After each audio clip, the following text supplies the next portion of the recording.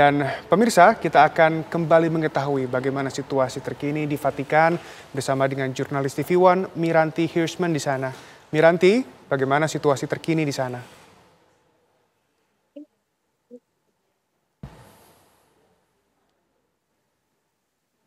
Ya pemirsa, para umat Katolik yang dari sejak pagi sudah menunggu untuk dibukanya Basilika Santo Petrus untuk dapat bisa melayat dan memberikan penghormatan terakhir kepada Paus Fransiskus. Saat ini kira-kira sekitar 20 menit lagi pintu akan dibuka. Jadi antrian semakin panjang, mereka dengan sabar menunggu untuk bisa mendapat kesempatan memberikan penghormatan mereka. Pada perencana pemakaman Paus Fransiskus pada Sabtu 26 April nanti, rencananya prosesi akan dimulai pada pukul 10 pagi. Dan upacara ritual ini akan dipimpin oleh Kardinal Giovanni Battista Re. Dan tentu saja akan dihadiri oleh para kardinal, uskup, dan para imam Katolik dari seluruh dunia. Begitu juga para biarawan dan biarawati yang datang dari seluruh dunia, dan juga umat Katolik dari berbagai negara akan hadir di sini. Kita ketahui juga bahwa jenazah Paus Fransiskus akan dimakamkan di Basilika St. Mary Major atau Santa Maria Maggiore di luar Vatikan. Jarak antara Basilika Santo Petrus dan Basilika Santa Maggiore ini kira-kira 3 kilometer. Sehingga dapat dibayangkan jalur kedua gereja ini nanti akan juga dipadati oleh para pelayat yang ingin menyaksikan prosesi jalannya pemindahan jenazah dari Basilika Santo Petrus menuju Basilika Santa Maria Maggiore. Tentu saja untuk menjaga ketertiban dari prosesi ini dibutuhkan banyak sekali para sukarelawan selain polisi dan tentara. Pemerintah Italia dan Pemkot Roma telah mengerahkan berbagai instansi untuk menjaga ketertiban pada acara pemakaman nanti. Sementara itu pemirsa, tamu yang rencananya akan datang pada upacara pemakaman nanti, pemakaman ini akan dihadiri sejumlah kepala negara seperti Presiden Amerika Serikat, Donald Trump, yang akan didampingi oleh ibu negara yaitu Melania Trump. Begitu juga Presiden Argentina akan hadir dalam prosesi ini. Presiden Ukraina Volodymyr Zelensky juga sudah mengatakan bahwa mereka akan hadir di sini. Begitu juga dengan Presiden Uni Eropa Ursula von der Leyen, kemudian Perdana Menteri Inggris Keir Starmer, dan juga beberapa negara dengan kerajaan seperti Raja Spanyol, King Felipe VI dan Ratu Letizia akan hadir di sini. Raja Belanda, Raja Alexander dan Ratu Maxima. Begitu juga dengan Kanselir Jerman Olaf Scholz dan Presiden Jerman Steinmeier. Dan Presiden Republik Indonesia Prabowo Subianto akan mengirim utusan khusus untuk menghadiri pemakaman Paus Fransiskus. Kembali lagi ke Roma, kondisi di sekitar Vatikan ini sudah mulai tampak bahwa hari Sabtu nanti akan berlangsung sebuah prosesi yang luar biasa. Jalan-jalan di sekitar Vatikan ini sudah ditutup sejak pagi, tapi mereka atau polisi di Roma nampaknya tetap memberlakukan buka tutup Jadi tadi malam sekitar pukul 7 jalanan sudah dibuka kembali, tetapi bila banyaknya orang, maka mereka akan menutup beberapa jalur atau mengatur jalur khusus agar tidak berdesak-desakan. Di jalan ini, di depan alun-alun Basilika Santo Peter, sekitar 1 kilometer jaraknya, Anda sudah bisa melihat di sini ada layar-layar raksasa yang sudah dipasang. Di depan saya ini saya bisa melihat ada 4 layar raksasa yang dipasang di sini, sehingga pada hari pemakaman nanti orang-orang yang tidak bisa mendekat ke alun-alun ini bisa melihat dari layar raksasa. Begitu juga di alun-alun Santo Basilika ini, Anda bisa melihat ada 4 layar raksasa di mana mereka yang berada di alun-alun itu juga bisa melihat secara langsung apa yang terjadi di dalam Basilika Santo Petrus. Sementara itu, jalur kedua, atau maaf, jalur jalannya prosesi pemakaman nanti ini juga sudah diamankan oleh para polisi, sehingga nanti pada hari yang ditentukan diharapkan dapat berjalan dengan aman dan lancar. Jakarta. Baik Miranti, lalu selain ada penutupan jalan dan juga yang lain sebagainya, ini apakah ada pembatasan lainnya untuk persiapan dari pemakaman Paus Fransiskus di sana? Sementara tidak ada pembatasan, maksudnya untuk masuk ke Santo atau Basilika Santo Petrus, tentu saja semua orang akan diperiksa tasnya, seperti halnya hari-hari biasa, tetapi mungkin dengan wafatnya Paus Fransiskus tentu saja ada lebih ketat lagi pengamanan untuk masuk ke dalam Basilika.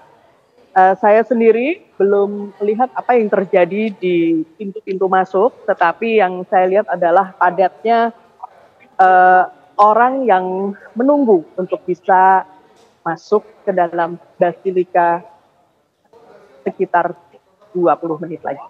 Atau maaf, 10 menit lagi pintu akan dibuka. Baik Miranti, jadi penegasan ini kerumunan yang ada di belakang Anda ini merupakan orang-orang yang menunggu untuk bisa memberikan penghormatan terakhir kepada Paus Fransiskus.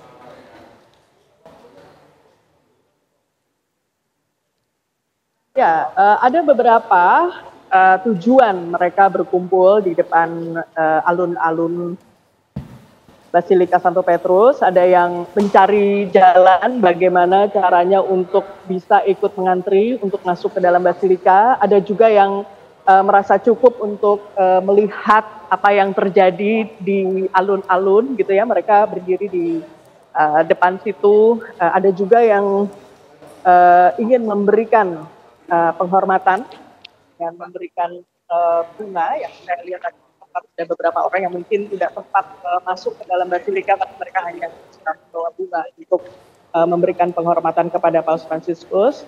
Ada juga yang hanya ingin menyaksikan sebentar lalu pergi lagi.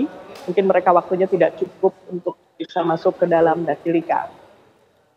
Baik, terima kasih Miranti Hirschman langsung dari Jakarta. Vatikan. Selamat kembali beraktivitas. Dan kita akan kembali berbincang dengan Mbak Feli. Mbak, bagaimana nih pertemuan dengan pengalaman pertemuan dengan Paus Fransiskus? Apakah ini mempengaruhi keimanan atau yang lain sebagainya? Silakan.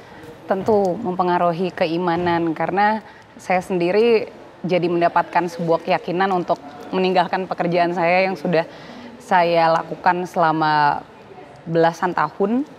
Kemudian saya mendapatkan berkat yang luar biasa, apalagi saya percaya ini datangnya adalah dari Tuhan sendiri melalui Paus Fransiskus.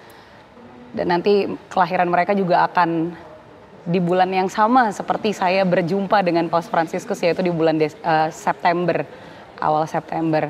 Dan saya rasa bukan cuma saya saja, tapi banyak sekali umat Katolik dan juga yang lainnya mengalami kebaruan iman, di mana Paus Fransiskus sendiri kan mengatakan jangan pernah lelah untuk menabur walaupun kita tidak menuai apa-apa.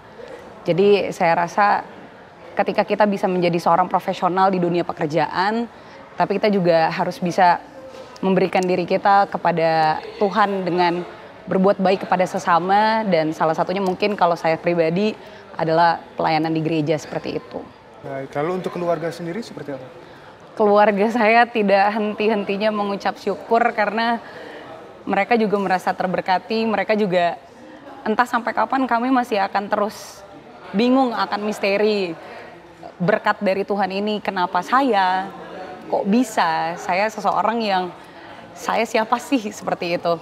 Dan menurut saya akhirnya saya mendapatkan sebuah keyakinan bahwa sepertinya ini adalah propos hidup saya. Sepertinya Tuhan mau saya seperti ini. Tuhan sengaja memilih saya yang mungkin dari bidang yang bisa dikatakan entertain.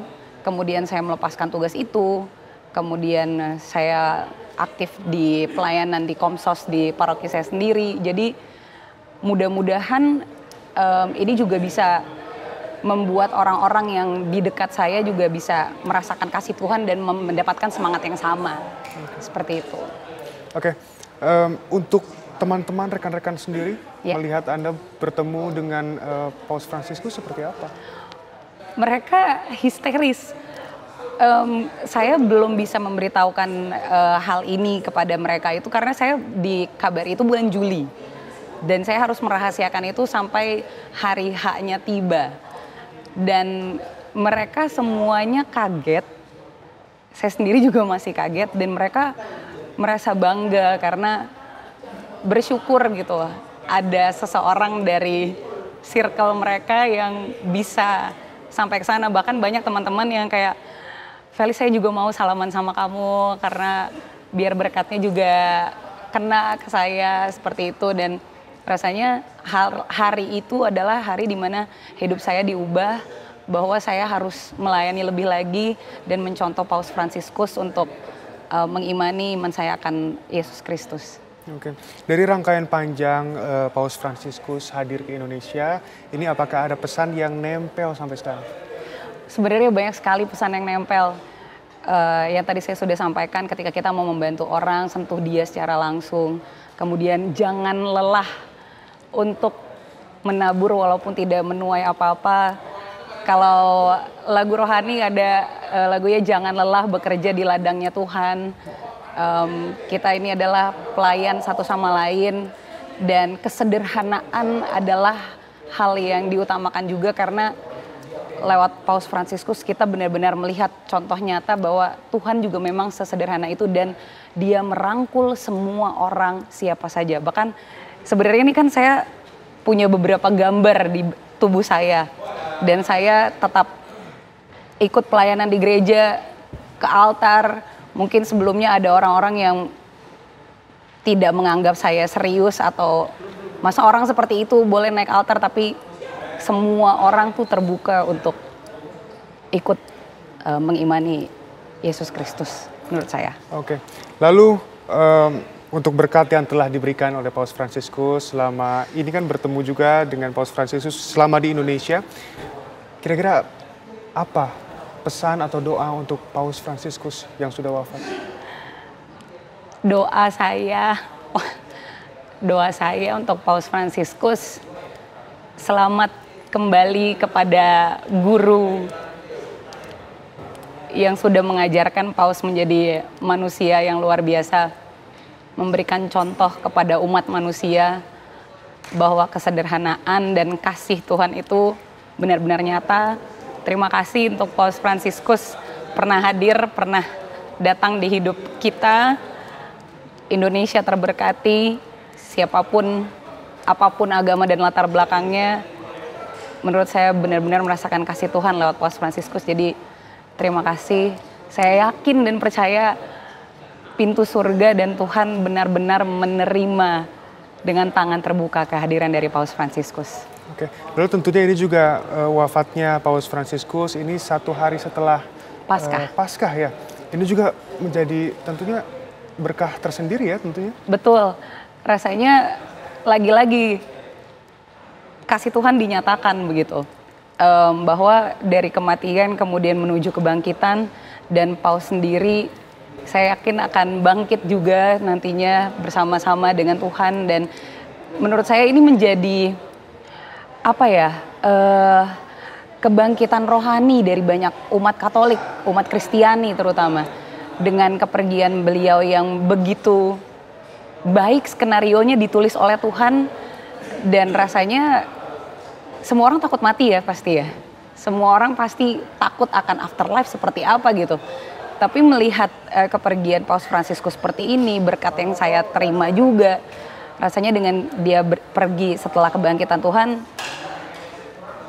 kalau bisa dibilang kayak udah percayakan semuanya apapun sama Tuhan. Seperti itu. Baik, terima kasih Mbak Felicia atas waktunya. Terima kasih kembali. Semoga kandungan juga sehat dan juga Amin. berkat yang telah diterima selama Paus Fransiskus datang ke Indonesia ini bisa long lasting ya. Amin, terima kasih. Dan pemirsa, seperti itulah kabar khusus pada hari ini. Sesaat lagi Anda dapat menyaksikan program Kabar Petang. Saya Shena Damayana mewakili seluruh kru yang bertugas mengucapkan terima kasih dan sampai jumpa.